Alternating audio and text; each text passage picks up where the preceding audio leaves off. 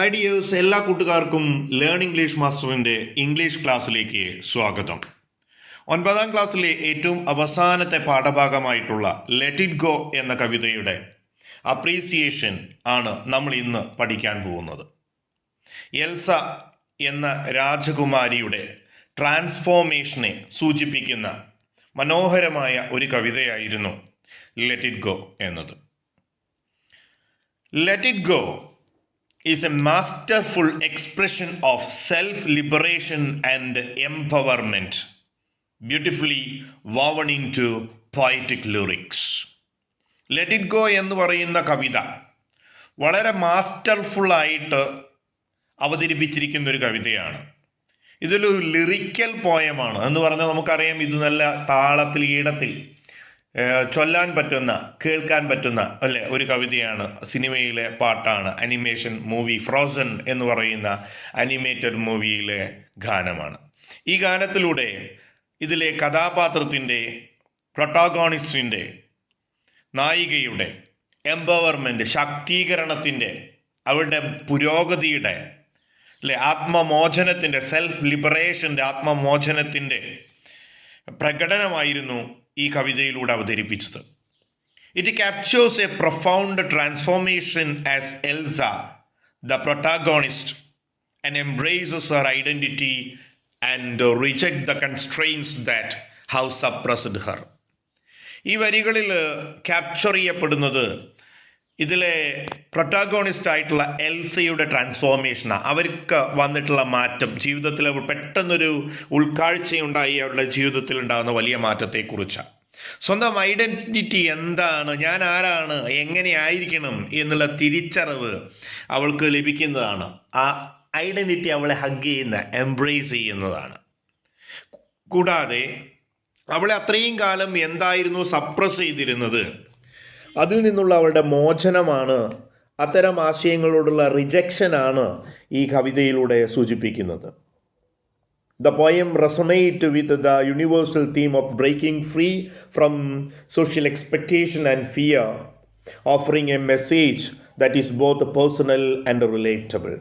ഒരു universal theme അല്ലെ, ഒരു പ്രാപഞ്ചികമായ ഒരു തീം, ഒരു വിഷയം, ഒരു സബ്ജക്റ്റ് ലോകത്തെ എല്ലായിടത്തും എക്കാലത്തും നമുക്ക് മനസ്സിലാക്കാനും ഉൾക്കൊള്ളാനും പറ്റുന്ന ഒരു തീമാണ് ഈ ഒരു പോയത്തിലൂടെ കവി ആവർത്തിച്ച് നമ്മളെ അറിയിക്കുന്നത്. എന്തായിരുന്നു അത്? സാമൂഹികമായ എക്സ്പെക്റ്റേഷനുകളിൽ നിന്ന്, പ്രതീക്ഷകളിൽ നിന്ന്, ഫിയർ, ഭയത്തിൽ നിന്ന് മോചനം നേടുക എന്നുള്ളതാണ്.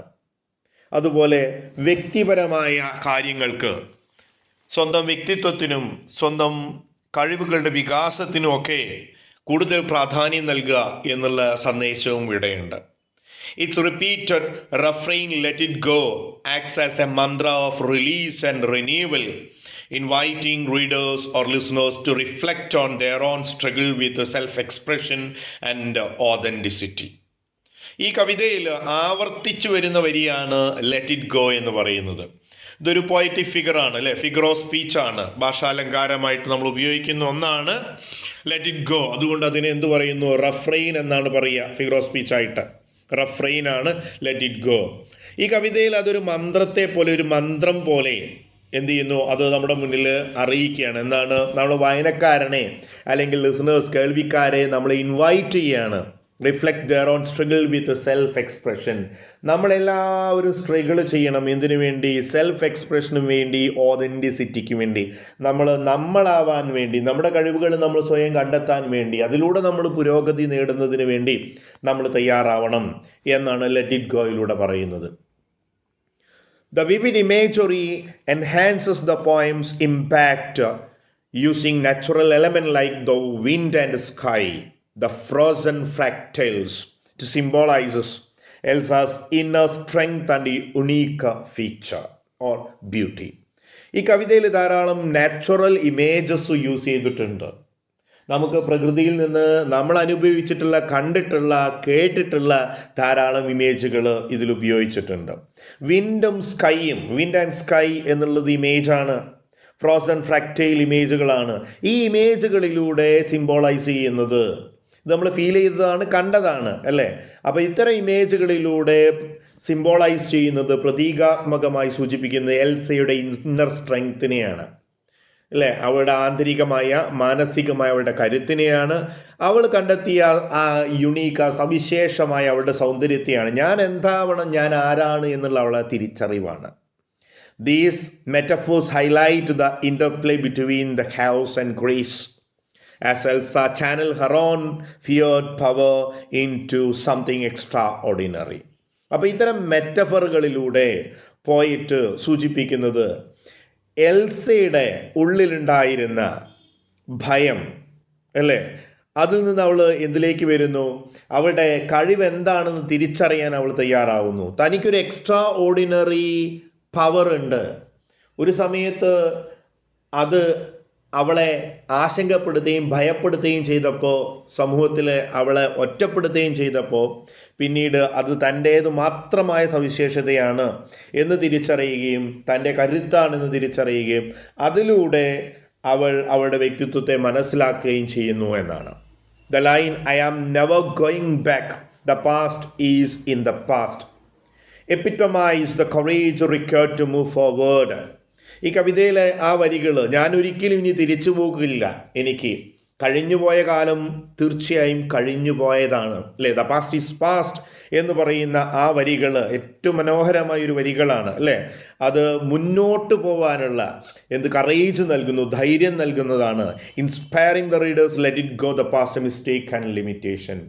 മുമ്പ് നമുക്ക് പറ്റിയിട്ടുള്ള തെറ്റുകൾ, അതുപോലെ നമ്മുടെ പരിമിതികൾ, അതിൻ്റെ വഴിക്ക് വിടുക. കഴിഞ്ഞത് കഴിഞ്ഞു എന്ന് പറഞ്ഞ് വിട്ടുകൊണ്ട് മുന്നോട്ട് ചലിക്കാനുള്ള ഇൻസ്പിറേഷൻ നൽകുന്ന വരികളാണ് റീഡേഴ്സിന് ഈ വരികൾ എന്ന്.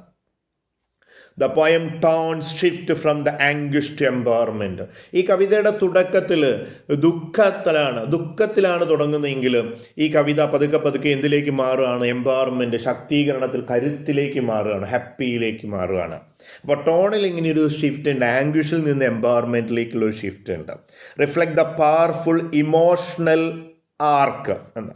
അപ്പോൾ അതിലൂടെ ആ ഒരു ടോണിലൂടെ എന്താ കാണിക്കുന്നത്? ഒരു ഇമോഷണൽ ആർക്ക് ആരുടെ? എൽസയുടെ, അല്ലെങ്കിൽ ഇതിലെ പ്രൊട്ടാഗോണിസ്റ്റിൻ്റെ ആ ഇമോഷണൽ റിഫ്ലക്ഷൻ നമ്മുടെ മുന്നിൽ കാണിക്കുകയാണ്. Elsa's declaration that perfect girl is gone, reject the burden of perfectionism എന്ന്. അപ്പോൾ സൊസൈറ്റി എക്സ്പെക്റ്റ് ചെയ്യുന്ന എന്താ? ഒരു നല്ല പെൺകുട്ടി ഇങ്ങനെയായിരിക്കണേ. പ്രത്യേകിച്ചും ഇതിലെ ക്യാരക്ടറായിട്ടുള്ള എൽസ രാജകുമാരിയാണ്. അപ്പോൾ ആ നടത്തത്തിലും നൃത്തത്തിലും, ഇല്ലേ, അവൾ നടക്കുമ്പോഴും നിൽക്കുമ്പോഴും സംസാരിക്കുമ്പോഴൊക്കെ ഇങ്ങനെയായിരിക്കണം, ഇന്നതേ ധരിക്കാൻ പാടുള്ളൂ, ഇങ്ങനെ നടക്കാൻ പാടുള്ളൂ, ഇങ്ങനെ സംസാരിക്കാൻ പാടുള്ളൂ എന്ന് പറയുന്ന സോഷ്യൽ ആയിട്ടുള്ള ചില എക്സ്പെക്റ്റേഷനുകളുണ്ട്. അതാണ് ആ പെർഫെക്റ്റ് ഗേൾ എന്ന് പറയുന്നത്. ആ ബേർഡൻ അവൾ എന്ത് ചെയ്തു? റിജക്റ്റ് ചെയ്യാൻ തീരുമാനിച്ചു. ഞാനാവുകയാണ്, മറ്റുള്ളവർക്ക് വേണ്ടിയല്ല ഞാൻ ജീവിക്കേണ്ടത്, കരുതുന്നത് പോലെയല്ല ഞാൻ ജീവിക്കേണ്ടത്. Celebrating imperfection and individuality instead. നമ്മുടെ അപൂർണതകൾ, എല്ലാം തികഞ്ഞവരല്ലല്ലോ നമ്മൾ, നമ്മുടെ അപൂർണതകൾ, ഇംപെർഫെക്ഷൻ ഇവിടെ എന്ത് ചെയ്യുക? സെലിബ്രേറ്റ് ചെയ്യണം. തങ്ങളുടെ വ്യക്തിത്വത്തെ ഉൾക്കൊണ്ട്, അല്ലേ, അതിനെ സ്വീകരിച്ച്, അതിൻ്റെ മഹത്വത്തെ സ്വീകരിച്ച് മറ്റുള്ളവരിൽ നിന്ന് ഞാൻ എങ്ങനെ വ്യത്യസ്തനായി എന്ന് മനസ്സിലാക്കി മുന്നോട്ട് പോവാണ്. The closing line, the called never bothered me anyway, അല്ലേ? ഈ തണുപ്പ് ഇനി ഒരിക്കലും എന്നെ അലട്ടുകയില്ല എന്ന് പറയുന്ന വരികൾ. Encapsulate her own newfound resilience and showing she has grown strong enough to embrace challenges without fear. അപ്പോൾ അതെന്താണ് സൂചിപ്പിക്കുന്നത്? അവളുടെ ഒരു അതിജീവനമാണ്, അല്ലേ? കരുത്താർന്നൊരു മാനസികാവസ്ഥയാണ്. മുമ്പ് തന്നെ ഭയപ്പെടുത്തുകയും അലട്ടുകയും ചെയ്യുന്നത് ഇനി ഒരിക്കലും എന്ത് ചെയ്യുകയില്ല? ഭയപ്പെടുത്തുകയില്ല. അത്തരം വെല്ലുവിളികൾ എനിക്ക് നിസ്സാരമാണ് ഇനി എന്ന് പറയുന്നത്. Through it's lyrical beauty and universal themes, let it go stand as an ode to self-discovery, encouraging all to embrace the true selves unapologetically. അപ്പോൾ ലെറ്റ് ഇറ്റ് ഗോ എന്ന് പറയുന്ന വരി, അല്ലെങ്കിൽ കവിത, മനോഹരമായി ഈ കവിത യൂണിവേഴ്സൽ തീം, ലോകത്തെല്ലായിടത്തും എക്കാലവും എല്ലാവർക്കും ഇൻസ്പിറേഷണൽ ആയിട്ടുള്ള ഒരു യൂണിവേഴ്സൽ തീം നൽകുന്ന ഈ പോം സെൽഫ് ഡിസ്കവറി ആണ് ഇതിലെ പ്രധാനമായും തീമായിട്ട് കാണിക്കുന്നത്, അല്ലേ? ഞാൻ ആരാണ് എന്ന് സ്വയം കണ്ടെത്തുകയും നമ്മളുടെ കഴിവുകൾ നമ്മൾ തിരിച്ചറിഞ്ഞ് നമ്മളെ പ്രോത്സാഹിപ്പിക്കാൻ ഇൻസ്പയർ ചെയ്യുന്നൊരു കവിതയായിട്ടാണ് ഈ കവിതയെ സൂചിപ്പിക്കുന്നത്. അപ്പോൾ ഇന്നത്തെ ഈ ക്ലാസ് എല്ലാ കൂട്ടുകാർക്കും ഉപകാരപ്പെട്ടു എന്ന് കരുതുന്നു. നിങ്ങൾ ഇത് നിങ്ങളുടെ സുഹൃത്തുക്കൾക്ക് പങ്കുവയ്ക്കാൻ മറക്കരുത്. നിങ്ങളുടെ വിലയേറിയ കമൻറ്റ്, ലൈക്ക് എന്നിവ താഴെ രേഖപ്പെടുത്തുക. സബ്സ്ക്രൈബ് ചെയ്യാത്തവർ തീർച്ചയായും സബ്സ്ക്രൈബ് ചെയ്യുക. വീണ്ടും പുതിയൊരു അധ്യായത്തിൽ കണ്ടുമുട്ടാം. അതുവരെ ഗുഡ് ബൈ.